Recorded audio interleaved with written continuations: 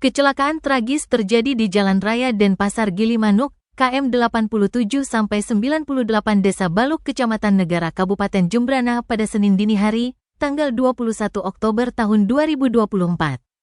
Seorang pengendara motor tewas di tempat setelah bertabrakan dengan truk saat hendak mendahului. Dari data yang diperoleh, kecelakaan lalu lintas itu terjadi sekitar pukul 3:20 WITA. Saat itu korban yang belakangan diketahui berinisial KAW datang dari arah Gilimanuk menuju Denpasar. Tiba di TKP, korban yang mengendarai motor Honda Vario hendak mendahului sebuah truk tidak dikenal dengan mengambil jalur kanan untuk menyalip.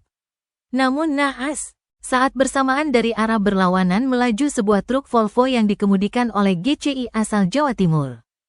Tabrakan tak terhindarkan terjadi di jalur sebelah kanan dari arah Gilimanuk yang mengakibatkan pengendara motor yang berasal dari Desa Kaliaka itu meninggal dunia di TKP. Warga Desa Kaliaka itu mengalami luka terbuka dan patah pada kaki kiri dan kanan, pendarahan di hidung dan mulut, pergelangan tangan kiri dan kanan patah, serta retak di dahi. Kapolres Jembrana AKBP Endang Tripurwanto saat dikonfirmasi membenarkan peristiwa tersebut.